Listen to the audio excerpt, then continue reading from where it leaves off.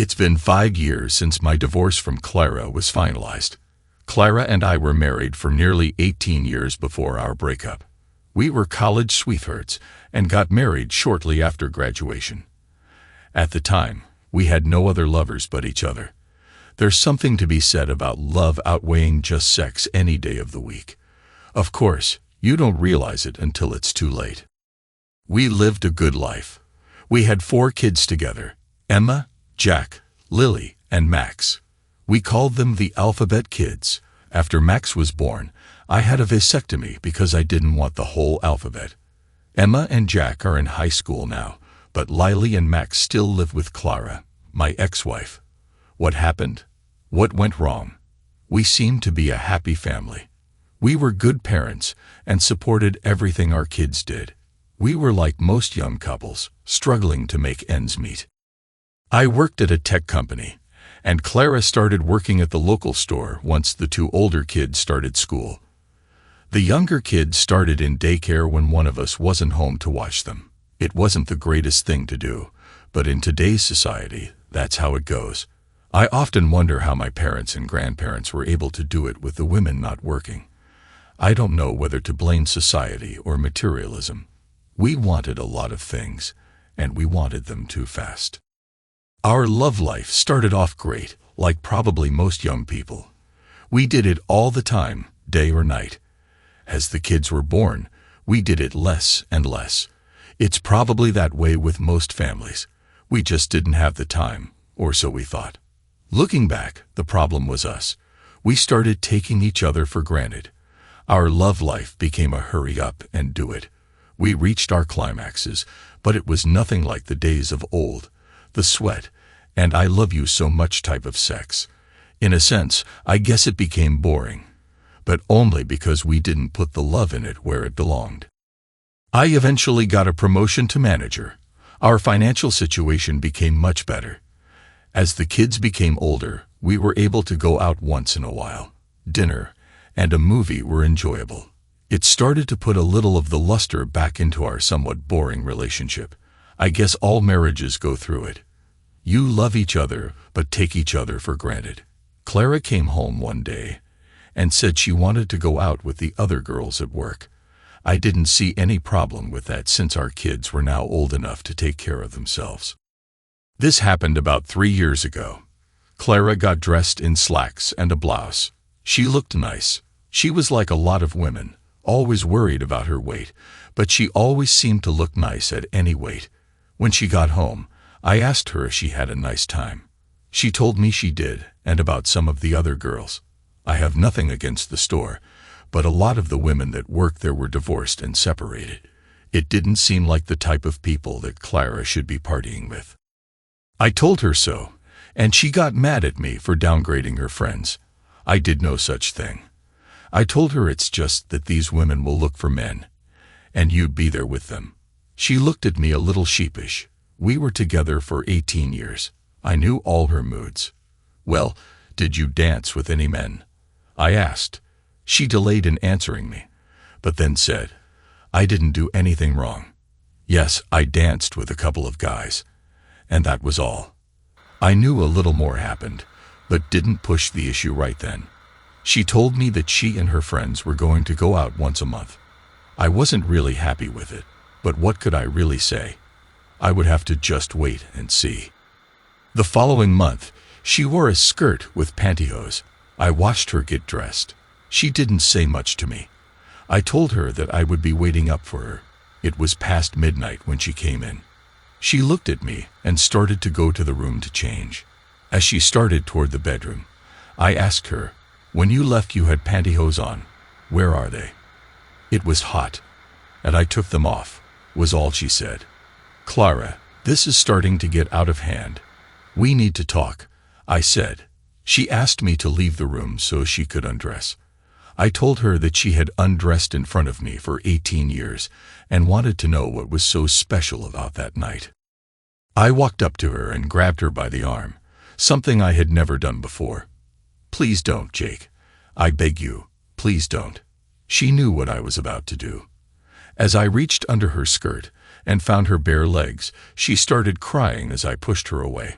Well, I guess that answers why no pantyhose, doesn't it? I remarked. I'm sorry, Jake. It just happened. I was drinking at this party, and Tom kept telling me how beautiful I was. Then he kissed me and began touching me. I've never been with anyone but you, Jake. The girls kept telling me how good Tom is, and I let it happen. No one man came that much in you. You had more than one man, didn't you? I asked. When Tom took me, I was lying on the bed, and a couple of other guys came in and took advantage of me also. They didn't take you. You let them all screw you. Doesn't our marriage mean anything to you? Didn't you at least think about me or the kids? Jake, I'm sorry. It wasn't love like you and I have. It was raw sex, and I liked it. Barb, one of the other girls, is married, and she told me she and her husband are into swapping. I don't want to lose you, Jake. Please come with me one time and try it, she begged. I needed to think. My mind was going in 100 different directions. I told her I didn't want to talk anymore right then. My mind didn't comprehend what just happened. I told her we could talk the next day.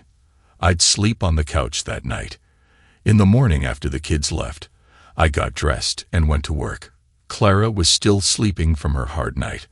I couldn't keep my mind on my job, and took the afternoon off. I went where Clara was working and walked up to her. She smiled at me. She was a cashier that day. At the next register was her friend Barb. I had read the name on her name tag. Honey, how come you're not at work? Her friend Barb kept eyeing me. I'm going to see Mike, our lawyer, today. I'm getting a divorce. I turned around and walked out. Behind me, I heard Clara yelling at me to wait. She had a customer at the register and wasn't sure what to do. I guess she was in panic mode. I didn't wait. I walked briskly out the door, got in my truck, and left. I went straight to the house and packed most of my clothing. I threw it all into boxes and put it in the truck. I had no idea where I was going, but I knew where I didn't want to be. I did leave a note for my kids. I told them that their mother and I were getting a divorce, and she could explain it to them.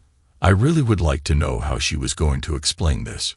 She would probably make it my fault. She was good at blaming me for most things. I ended up going to my parents' house. They were in their 60s and had been married over 40 years. I told them that Clara and I were separating and would probably get divorced. I know it hurt them because they really liked Clara, and this was probably a shock. I told them I needed a place to stay, and they offered me the whole basement. It was all remodeled and had a nice bedroom and even a small kitchenette and living room set up down there.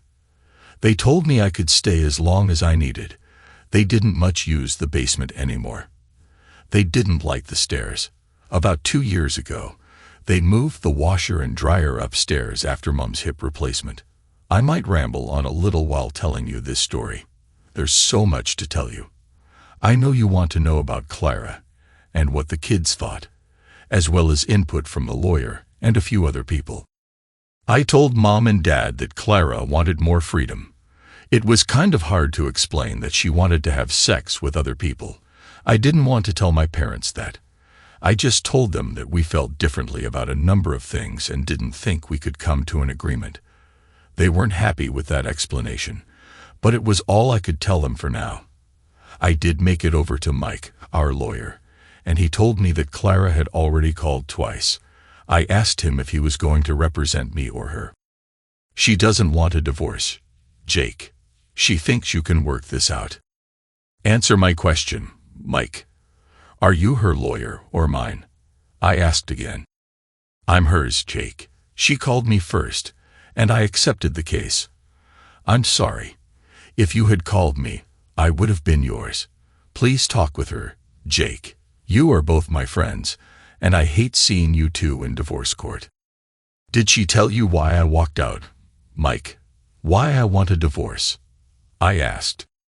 She said you two had an argument about her going out. She got drunk and cheated on you, he replied. Truth time, Mike. She went out after I told her I had a bad feeling about it. She slept with 3 men and then asked me if I wanted to swap with her friends. There's your case, Mike. I'm going to see Carol Adams. We both know she's the best in the business. I'll have her call you as soon as we get a plan together." "Thanks for nothing, Mike." I turned around and walked out. Carol was the best divorce lawyer in the state. She was as hard-nosed as they come. I knew a few men who went against her, and they were all taken to the cleaners. I called Carol, and she gave me an appointment for the next day. She told me not to talk to Clara until we had our meeting.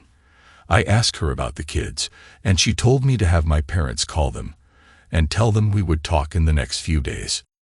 My parents did call the kids and talk to Emma, our oldest. They told Emma that I would call them and talk to them in the next few days.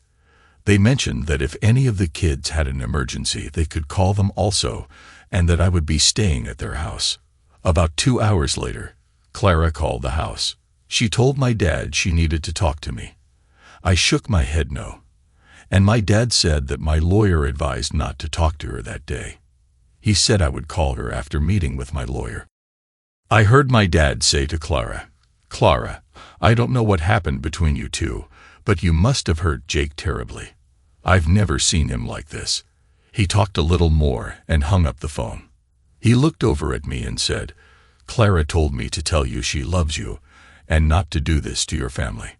I was upset. I knew she was going to throw it in my lap and make it my fault. My mom was out of the room, so I told my dad the truth. I told him not to tell Mom because it would crush her. She loved Clara. He had tears in his eyes when he left the room. My dad was a pretty sentimental guy. I had to go to work the next day. I wasn't allowed to accept personal calls in the plant except for emergencies. I told my manager about applying for a divorce and to make sure no calls were forwarded from Clara as emergencies. I was glad to be working. It kept my mind focused on something other than Clara. I met with Carol after work. She was a beautiful lady, but pretty much all business. "Jake, what do you want to happen here?" she asked.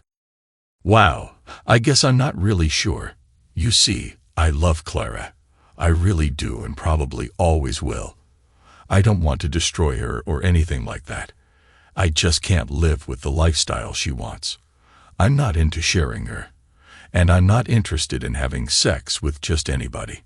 I'm somewhat worried about the kids. I know they're older, but I don't want her bringing every Tom, Dick, and Harry to the house. Although I don't think she would do such a thing, but I didn't think she would cheat on me either." Carol spoke. "Jake, people go through this every day. We can do whatever you want. I take it you don't want the affair situation publicly known for the sake of the kids. You need to support them, and we can pretty much dictate the amount you can give or take, whatever you want. You're in the driver's seat here. We might have to use the affair as a weapon to get things settled, but we'll go for irreconcilable differences in the end. Is that all right with you?" "You're my lawyer. I'll follow your advice," I replied. "You make a pretty hefty salary now. Since she is working, we probably can get away with $500 a week in child support. As the kids turn 18, we'll knock off about $50 a week. No spousal support, and when all the kids are over 18, the money stops. You'll also be responsible for their medical expenses. As far as their education, it's up to you if you want to supply any.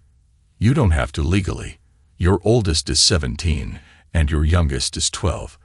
So you'll have to pay some support for the next 6 years. Do you want to go with this, or do you want something else? What about our savings and my retirement package? All the savings will be divided equally as well as any bills that are in both of your names. You have 2 vehicles, so you can each have one. Your retirement is exactly that, your retirement. We won't let her touch that. The house and furnishings are the only things left. What would you like done with them? Our house is worth about $200,000, and we owe about $60,000.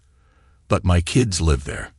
I'm not sure what to do," I said. "I have an idea to throw at you. In many cases like yours where you're not after revenge, and there are kids involved, I suggest that you let her have the house to live in until the children are all grown and out of the house, say, age 21, for example. At that time, the house will be sold and the money divided equally, or one of the two parties can buy the house at half the worth minus what's owed on it. She will be responsible for half the house payment. There's so much to go through. Why wasn't I enough for her, 18 years down the drain? I guess we can go with that. What if either Clara or Mike want to fight it? I asked. Then we pull out the big guns and bring up the cheating. I'm pretty sure they don't want that. If they do, then we'll ask for custody and a 50-50 split of everything. And of course, no support since she won't have the kids.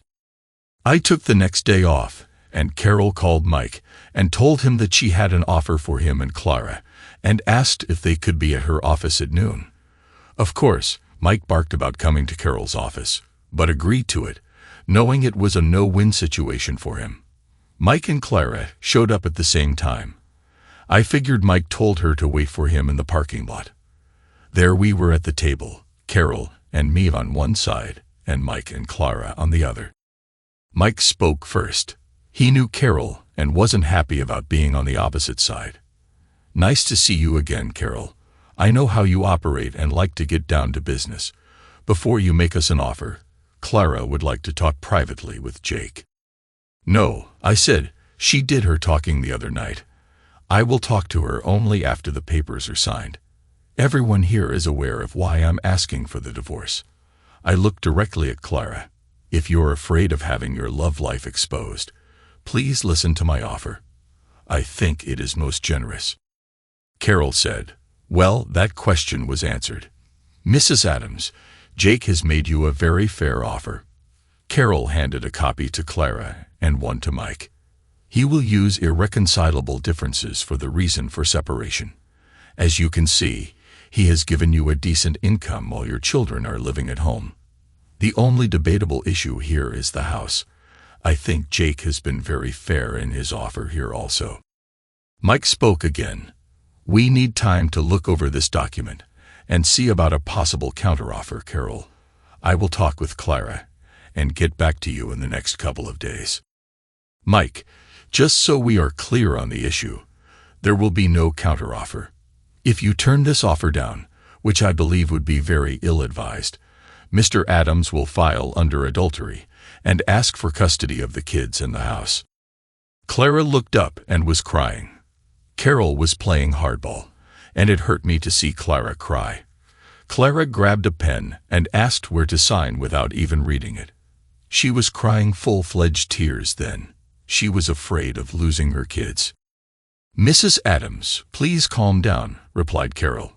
"Jake doesn't want to hurt you or the kids. Please take a day or so, as Mike has suggested, and see if everything is agreeable. Maybe we have overlooked something.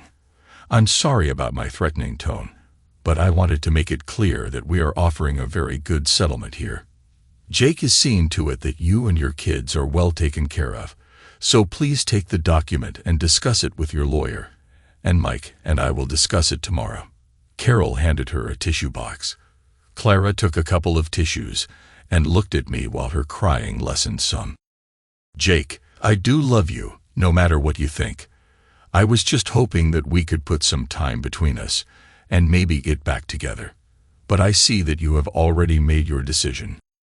"No, Clara, you made my decision for me. You want the freedom to do as you please, and I'm giving it to you. The only thing I ask is that you keep your lovers away from my kids, or I'll take them from you. That's a promise." Clara started crying again as she hurried out of the building. Mike said goodbye to us and told Carol he would probably see her tomorrow or the next day. Carol looked at me and told me it looked like I would win this case. I told her there are no winners, only losers. I lost the only woman I ever loved, and my kids now live in a single-parent home. No, we didn't win. We just got a fair agreement. My daughter Emma drove the two youngest over to my parents to see me. I was happy to see them. They kept asking questions, and I kept telling them that their mom and I weren't getting along, and we didn't see eye to eye on some major issues, so we would be getting divorced. I tried to explain to them that their mother and I would always be in their lives. We just wouldn't be together. Max, I will be at your games. I wouldn't miss them. And Lily, when volleyball season gets here, I'll be in the stands rooting for you. I will always be part of your lives. I hugged and kissed them all as they told me how much they loved me. I gave them my cell phone number. And of course, they could always call me at Grandma's house. Jack showed up a little later. Dad, I have a question for you. Did you cheat on Mom? No, Jack, I would never cheat on your mother. Why would you ask me that? Well, Jim, my buddy at school, and Travis, our neighbor, said their parents are divorced, and in both cases, their dad was caught cheating on their mom. I was hoping you didn't do something like that. God, I love you, Dad, and I'm going to miss you. Jack, you won't be missing me. I'm not leaving the country. I'll always be here for all you kids. It will just take some time getting used to our situation. Well, the divorce was finalized, and I kept my promise to the kids. I went to most of their school functions. I saw Clara at most of them. She was a good mom, and if she was having any affairs, she was keeping it very private. I might mention here that Clara and I were always on speaking terms.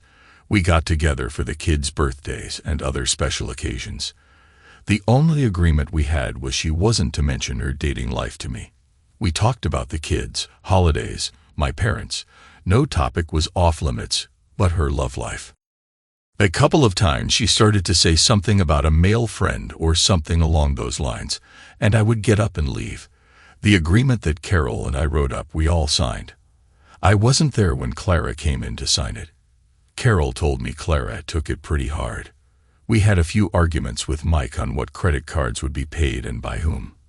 I guess that was his way of saving face. I told Carol that if push came to shove, I would pay them. We canceled all our credit cards and had new ones issued in separate names. I talked with the kids regularly. They told me that their mom accepted the fact that we were divorced and seemed a little happier. I asked them if she dated, and they told me no. She did go out with girlfriends about once a month. I think I cringed when I heard that. I never did have that heart-to-heart with Clara. She wanted the freedom to explore, and that wasn't my thought in life. You don't marry someone and decide to find new attractions. It was the way I was brought up. As I mentioned, my parents were married over 40 years. Maybe we did get married too early, and she didn't get a chance for whatever it is she is seeking. I never explored the sexual realm either. I was happy with Clara. Going back a couple of years, I should mention that I did start dating again. I went out with a few women from work. At my age, most women I met and dated were divorced. I made it a point never to date a married woman, even if she was separated. I guess it's something I felt inside. I did have sex with a few of these ladies. It just wasn't the same for me. I mean, it was good, and I treated them all with respect, but I always thought about Clara. It's funny how you can't just shake it off and go on with your life. I tried. Believe me, I really tried. All the women I dated just didn't do it for me. My best days were the family events when I could see Clara. One night last year, I went out with the guys from work. They said they knew a lively bar where the women hung out. Of course, you know who I saw there. It must have been ladies' night out. I looked up, and there she sat. It was funny, though, because there weren't any men around them yet. I didn't know any of the women she was with. The only one I ever met from her work was Barb, and she wasn't there. I walked up to Clara from the side, so she didn't see me coming. "Would you like to dance?" I asked. "Jake, what are you doing here?" she asked. "Just out with the guys. Are you waiting for someone, or do you want to dance?" I replied. No, I'm not waiting for anyone, and yes, I'd love to dance with you. Let me introduce you to my friends." She rattled off a half-dozen names, and then said, "These women all belong to our book club. About once every 6 months, we go out instead of meeting at someone's house, and it just happens to be tonight. Now how about that dance?" We went up to the dance floor, and I held her in my arms. Just like old times, isn't it? I said. She looked up and smiled as I pulled her tighter. We had 2 slow numbers in a row, and then the band started a fast one. I never could dance to those types of songs, I said as I walked her back to her table. She seemed sad that I took her to the table. Ladies, it was nice meeting you. I better get back to my friends. As I walked away, it just didn't seem right. I didn't want to see if she was approached by another man. I told my friends that I had to leave and would see them later. As I walked out the door, I turned and saw Clara staring at me. The next day, I got a call from her. She said it was nice to see me out and about and enjoyed being with me. She asked me if I would help plan Emma's wedding reception. My oldest daughter was going to get married. It seemed like just yesterday I held her in my arms. Now here she was, ready to start her life with her boyfriend. It's funny, Clara called the day after I had seen her. Since I knew Emma's wedding was a year away, I told her I thought it was a bit early since it was so far away. She told me that reservations and such have to be made way in advance. I suggested she give Emma a call and make the plans with her. After all, it was her wedding. After they got their ideas on paper, I would look at the financial end. She said that was okay, and she would give Emma a call and get things started. I wanted Clara to know that one dance does not put us back together. I called her about a month later to ask her how the plans were coming along. Laylee answered the phone and said that Clara had gone out with friends. I was aggravated, but really had no right to be. We've been divorced for over 2.5 years now. I did ask Laylee if her mom went out regularly, and she told me about once a month. I called my buddy Steve and asked him if he wanted to go to the bar. He was divorced also and enjoyed the ladies. We walked in, and the place was crowded. I saw Clara sitting with a group of people, both men and women. I decided to hell with her. I was going to find another woman to dance with. I saw this young lady, probably around 29. She was dressed really sexy with a mini skirt on and braless. Steve said, "Darn, now that's nice. Check out those gals sitting by themselves." The gals were seated with some other women who were dressed about the same. They were only a couple of tables away from Clara and her friends. I was walking in the direction of Clara's table when she spotted me. Her mouth kind of flew open, and I walked right past her table to the table with the sexy young chick. "Care to dance?" I asked her. "Sure, I like older men, especially good-looking ones," she replied. I knew she said it loud enough that Clara heard her.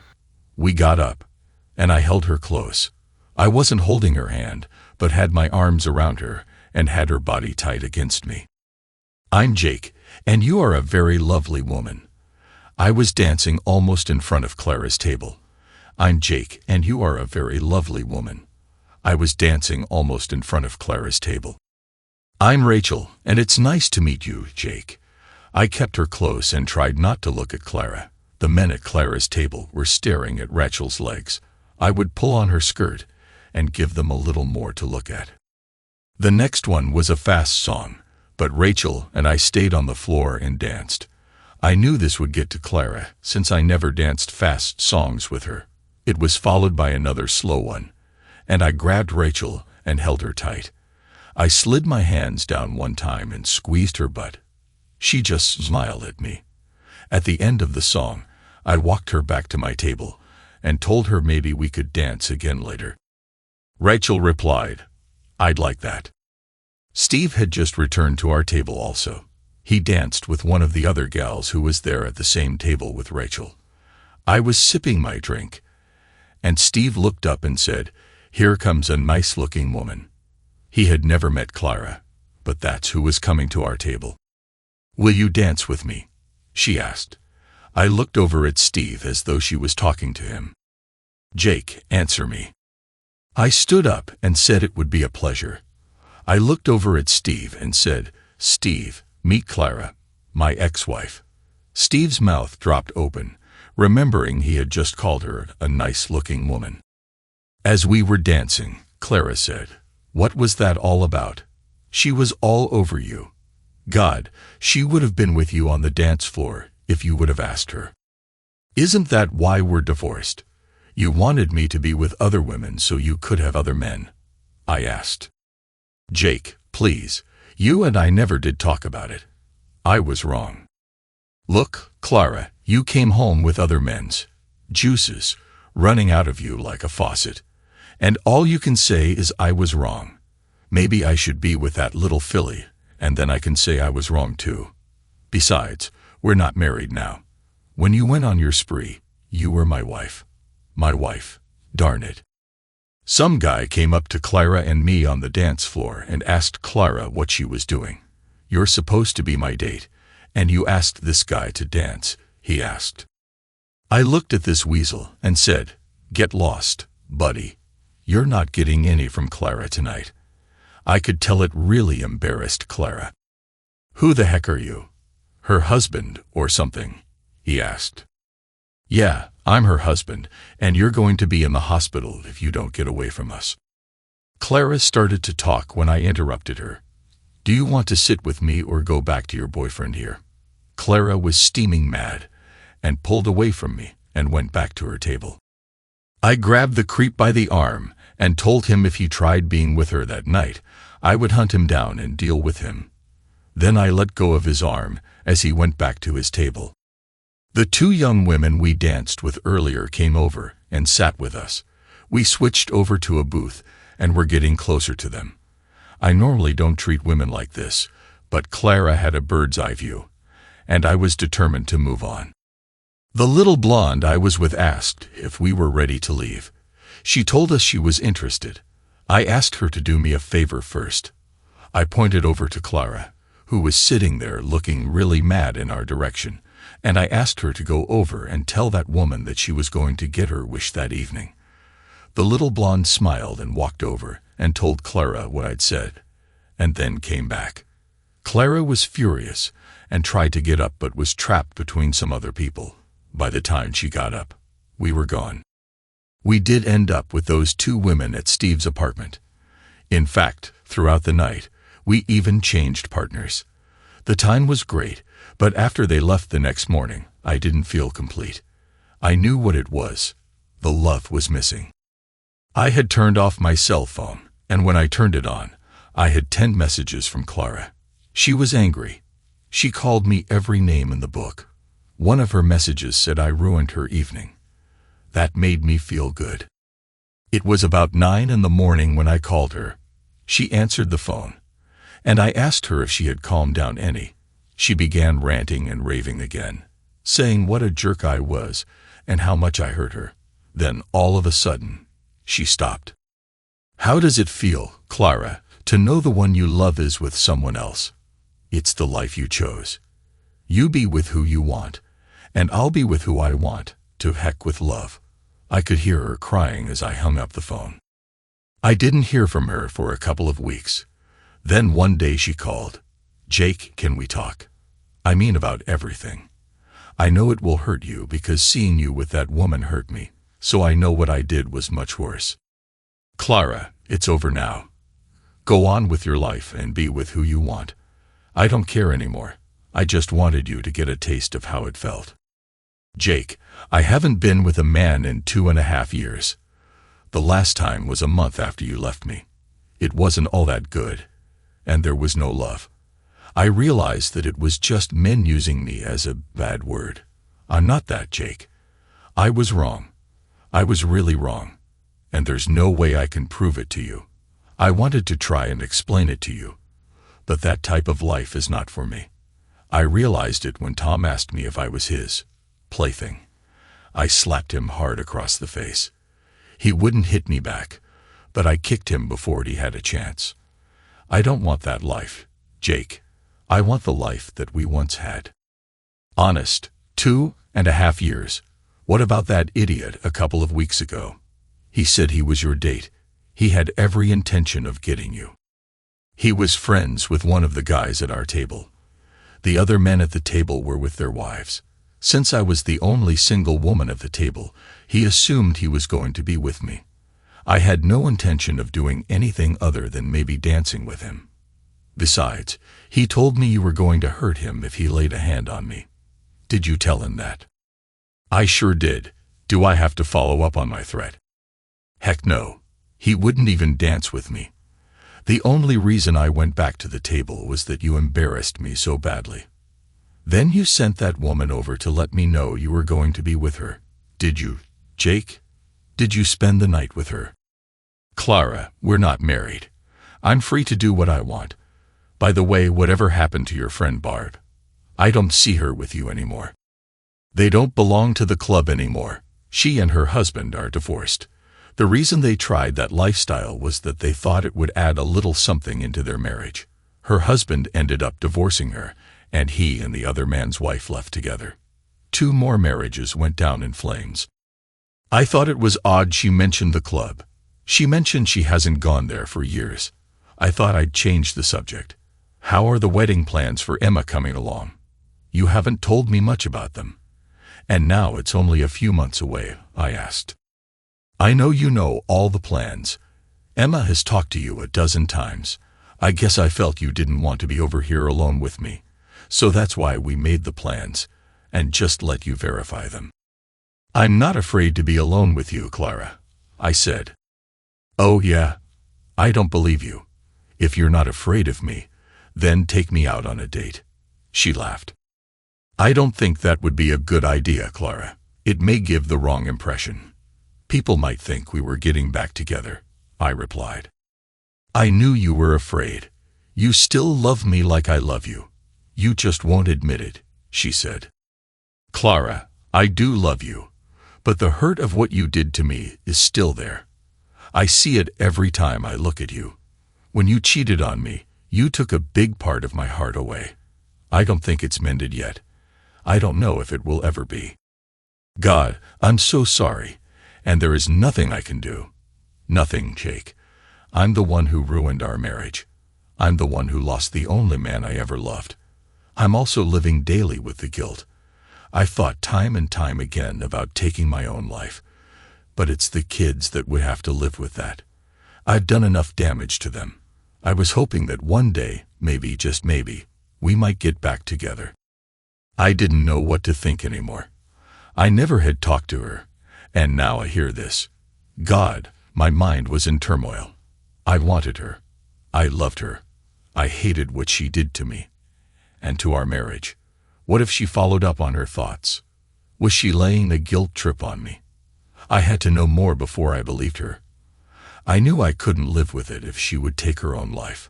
I thought I knew her well enough to know if she was lying to me. But I don't know anymore. I had to find out for sure. But how? We all have thoughts like that once in a while. Thank God we don't follow through on them. I had to say something to her, but what? Clara, I'm getting hungry. Care to join me at the Red Lobster for lunch? We could discuss what we'll give Emma for a wedding present. All I heard for the next 30 seconds was crying. Then a tiny voice said, I'd love to. Now, Clara, you have to understand that this isn't for anything other than lunch and a little talk about Emma's wedding. I understand. I could almost hear her smiling. I stopped by to pick her up, and she was standing on the porch, waiting. God, she was beautiful, dressed up in a nice dress that showed ample legs. I pulled up, and she came almost running to the car. She got in and just smiled. We talked about generalities, avoiding the heavy stuff. She told me she had bought a dress for the wedding. She told me I'd better get measured for a tux. I knew I had to wear one, but I don't think any guy looks forward to it. Without thinking, I asked Clara if she would go with me to see how I looked in one. I hadn't worn one since our wedding almost 20 years ago. She looked surprised, and so was I. It just came out. I was so used to asking her opinion when we were married. Yes, I'd love to come with you. Just let me know when, she said. I could hardly take it back, so I told her the following Saturday would be fine. I would have to watch myself. I could get myself into trouble here. We were seated at the table, and we both ordered iced tea. We always ordered the same stuff. We had so much in common. Clara, I need to ask you something, but I really have to know the truth. I promise after you answer, we will never discuss the topic again. Did you mean it when you talked about taking your own life? She looked at me with a tear in her eyes. Don't worry, I won't cry. I've done that enough in the last 3 years. In answer to your question, yes, I did. I told you I went out once after you left me. I know this is going to sound really stupid, but I did it for revenge against you. Revenge against me? I don't understand. I was all mixed up, confused, and felt abandoned by you. I know it wasn't your fault at all, but at the time, I wasn't thinking rationally. So I went out again to get even with you. I wasn't enjoying it at all. And that's when I got up to leave, and he called me a name. I slapped and kicked him and came home crying. The kids were already in bed, and I just felt my life was over. I went in and got the whole bottle of sleeping pills and was about to take them when Lily asked if she could sleep with me. She told me she needed me. I started crying with my little girl asleep in my arms. That's when I prayed to Almighty God for help. A calmness came over me, and I decided my kids needed me, and just maybe you would see the change in my life and want me back. She brought tears to my eyes. Luckily, our meals came, and we changed the subject and started eating. Afterward, I asked her if she wanted to go to a movie. We found a good comedy so we could both laugh. I took her back home, and she asked me if I wanted to come in. I told her not then. I had a lot of thinking to do. Before she got out of the car, she leaned over and kissed me. I didn't stop her. She felt so good, like she belonged there. I love you, Jake. Just remember that. She got out without me saying anything and went into the house. Something just didn't fit. She told me twice now that she did the swap thing only one more time, a month after I left her. I wanted to believe her, but the puzzle pieces didn't fit. For one thing, if you go to a swap club, you have to have a partner. Who was hers? It couldn't be this Tom fellow because that's who she swapped to be with. Where was her man when she was fighting off this Tom fellow? Then the possible suicide, she said time and time again. Yet she only told me about the sleeping pills. I wanted to believe her, but I needed answers. My biggest problem was where she went every month and with whom. For over 2 years, the kids never mentioned meeting anybody. Maybe she was being honest with me, and I was being paranoid. All our free time was spent getting ready for Emma's wedding. I did have lunch with Clara, Emma, my son Jack, and Emma's fiancé, John. We were headed over to be fitted for our tuxes. I swear I looked like a penguin. But Emma and Clara both said I looked handsome. Time flew by so fast, and before I knew it, it was time for the wedding rehearsal. I went over to the church and did all the things I was asked to do. No big deal. As Emma and I walked down the aisle, I did some silly things like hopping and skipping. Nothing bad, just having a little fun. I remember the pastor saying that it would be different the following day. We might be nervous, so we should try to remember our parts. I thought, yeah, walk down the aisle, and later say her mother, and wow. I thought, who couldn't do that? Afterward, we all went to the restaurant and ate. I made sure I went. It was something that I didn't have to pay for. Before I left to go home, Clara came up to me. I had hardly said much to her that evening. Jake, I'll see you tomorrow. It was something about the way she said it, and I leaned over and kissed her. I don't know why, but I did. Maybe it was the joyousness of the occasion. I can't really say. She smiled at me, and I left. I was at the church early, just like I was told. The bridesmaids and ushers were all there. People started arriving. I was starting to get a little jittery. Clara was being escorted to the front row. She looked so beautiful. I've never seen her more radiant as she smiled at me. How's my penguin today? She laughed lightly. He's scared stiff. His daughter is getting married, and his wife never looked more beautiful, I replied. I realized what I said after I said it. It was true. I've never seen her more beautiful. It's okay, honey.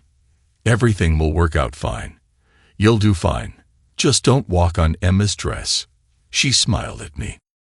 I headed out to the back of the church and waited for Emma. When I saw her coming to be by my side, I started crying. She looked like a younger version of Clara. "It's okay, Daddy. We can do this. Mom told me to tell you she loves you and not to step on my dress."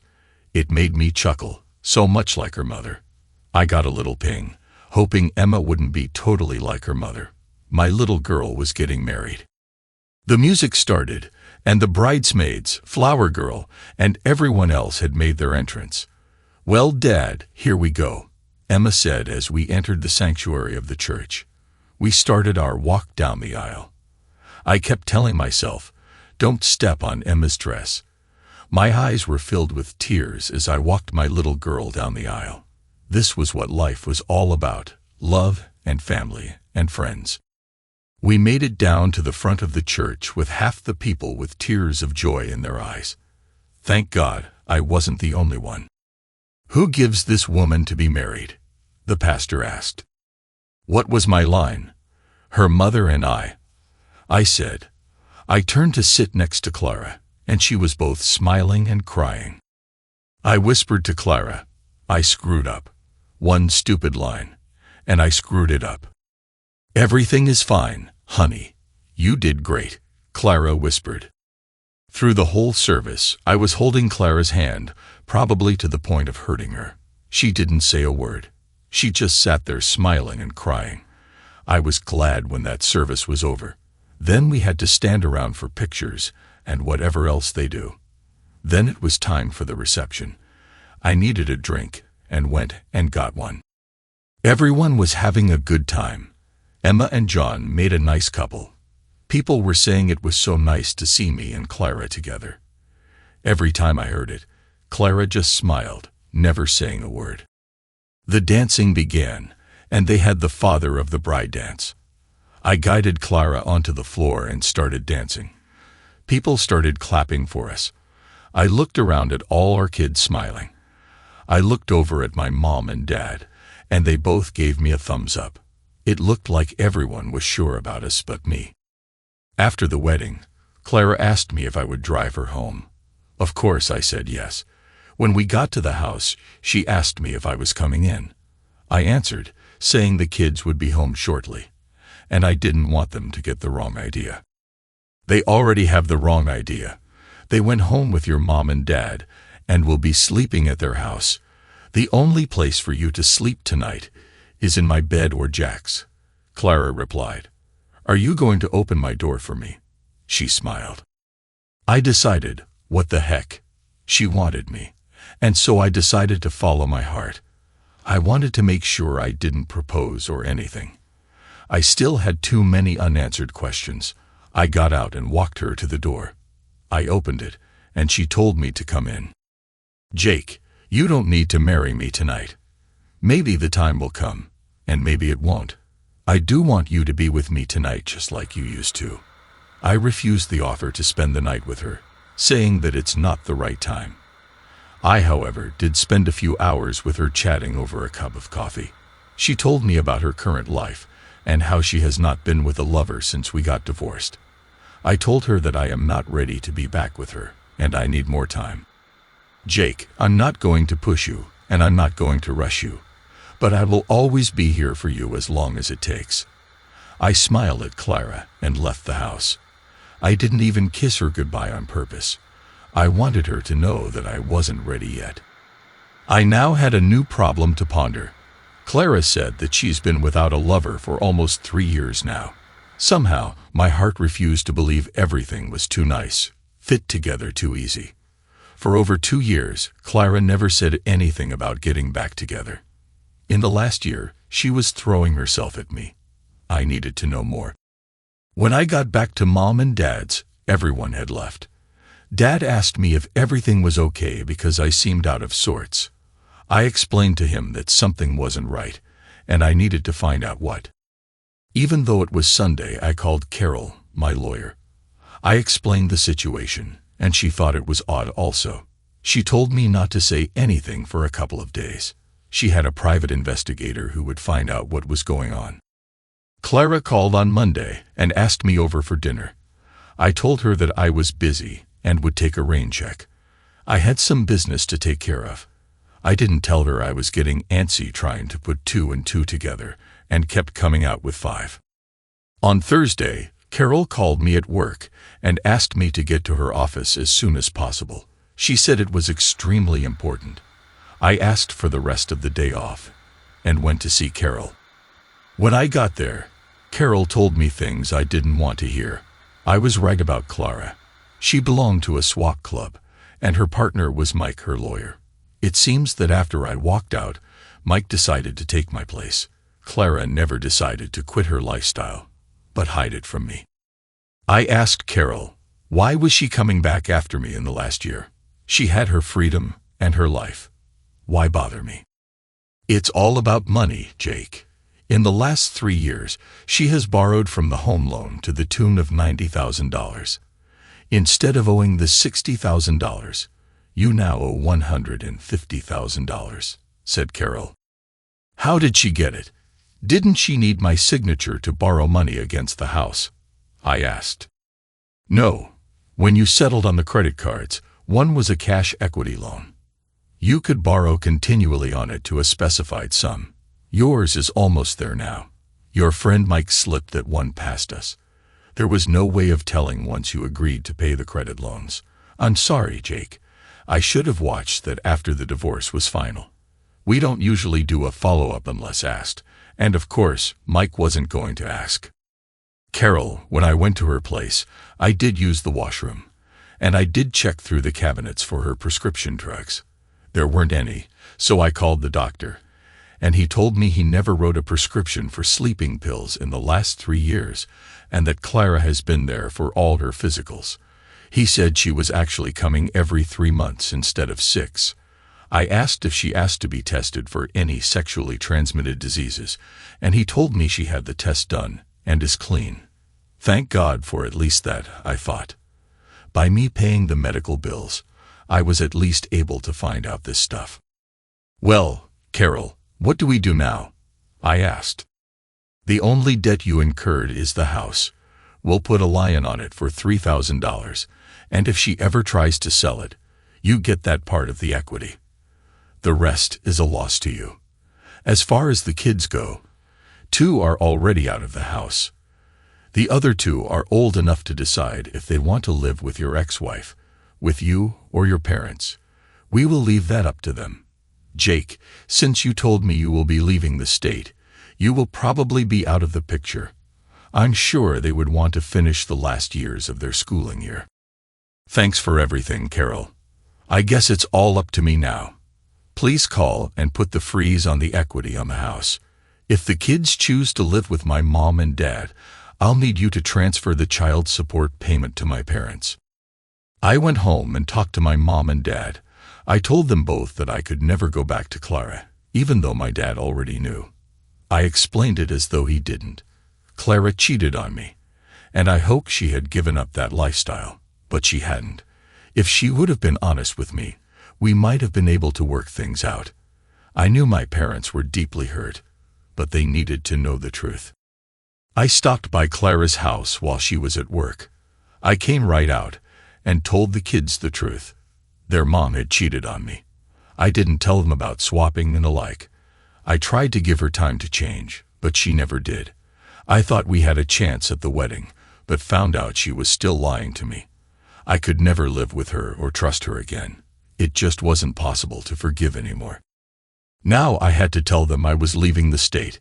They could come with me, stay with their mom, or live with their grandparents. Both of the younger kids said they would stay with their mom. Even though she might have boyfriends, she never brought them to the house. Lily told me she never saw strange men at the house.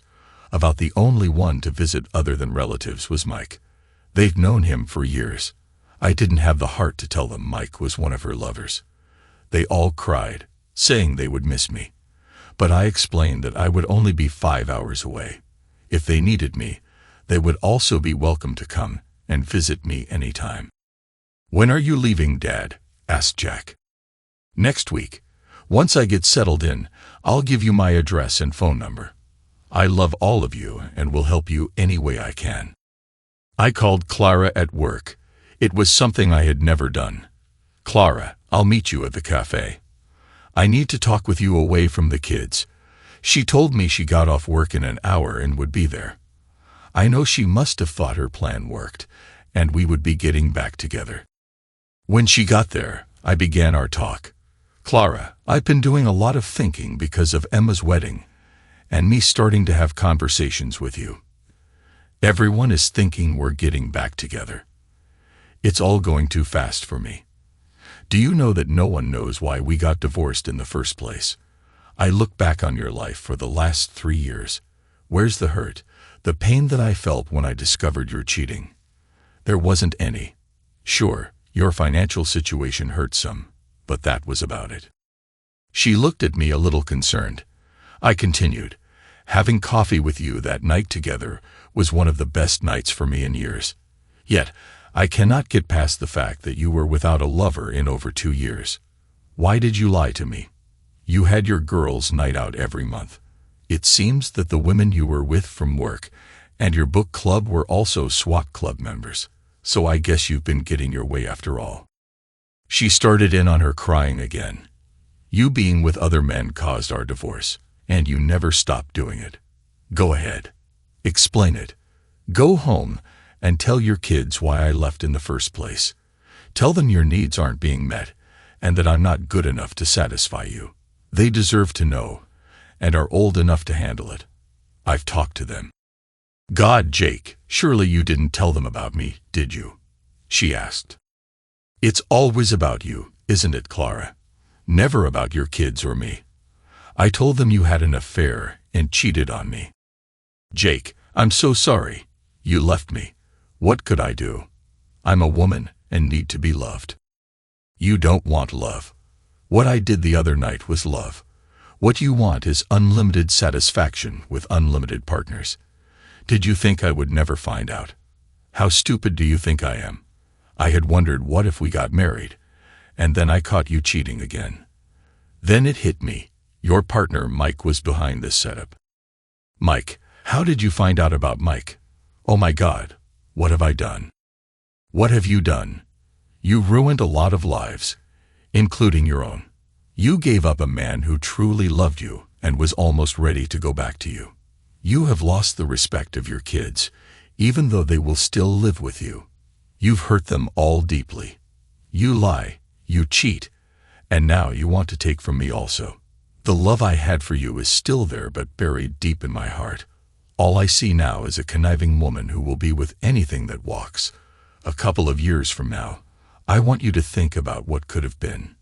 Your looks will fade, and your kids will be gone. And so will the money. I guess you will still have a bunch of old acquaintances. And of course, Mike. I doubt if he'll stay around with a poor woman. She was crying hard now. Jake, I really do love you. Please stay with me. I'll go to therapy or whatever you want. I turned to her and said, I forgot to tell you. I'm moving out of state and leaving next week. You really are good in bed. But of course, you know that as well as God knows how many men. Goodbye, Clara. Have a nice life. I knew Mike was behind this setup and that he had used Clara for his own benefit. I walked out of the cafe, feeling a mix of anger and relief. It was time to start anew and leave all this behind. The next few days were a whirlwind of packing and making arrangements. My parents helped me with everything, understanding the need for a fresh start. The kids came over to say their goodbyes. It was tough, but I assured them that they could visit any time and that I would always be there for them. The move went smoothly.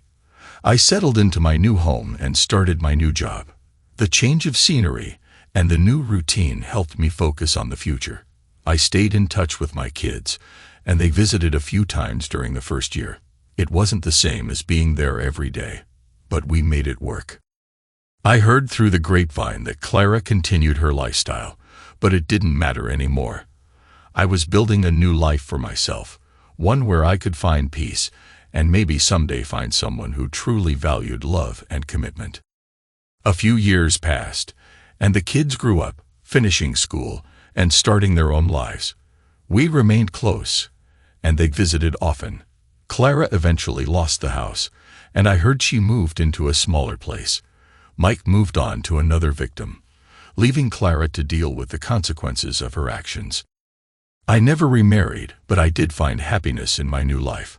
I focused on my work, my hobbies, and my relationship with my kids. I met a few women along the way, but I took my time, ensuring that I wouldn't make the same mistakes again. Looking back, I realized that life has a way of teaching us tough lessons. Clara's betrayal hurt deeply, but it also made me stronger and more aware of what I truly wanted in a relationship. I found solace in the fact that I had done my best for my kids and had rebuilt my life on my own terms. The memories of the past still lingered, but they no longer had the power to hurt me. I had moved on, and I was finally at peace. Clara had made her choices, and I had made mine. In the end, I found strength in my resilience and hope in the future. Thanks to everyone who took the time to listen to today's stories. If you enjoyed it, please consider liking and subscribing if you haven't already. Feel free to share your thoughts on the events in the comments below. Take care.